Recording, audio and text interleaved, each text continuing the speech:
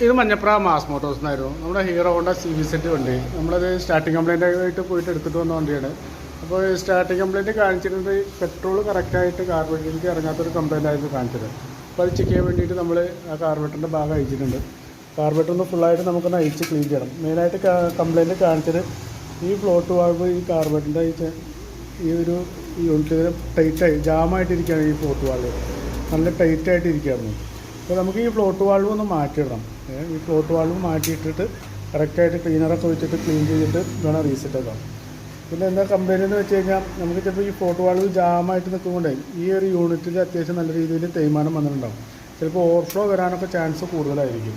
ഒരിക്കലും നമുക്ക് ആ ഫ്ലോട്ട് വാൾവ് മാത്രം മാറ്റിയിട്ടിട്ട് ഒന്ന് സ്റ്റാർട്ട് ചെയ്തിട്ടൊന്ന് ഓടിച്ച് നോക്കണം. കാരണം ഓവർഫ്ലോ കംപ്ലൈൻറ്റൊക്കെ എന്തെങ്കിലും റിപ്പീറ്റ് എന്തെങ്കിലും കാണിക്കുന്നുണ്ടെങ്കിൽ പിന്നെ വേറെ ഓപ്ഷനില്ല, നമുക്കത് കാർബറേറ്റർ മാറ്റിയിടാനേ പറ്റുള്ളൂ.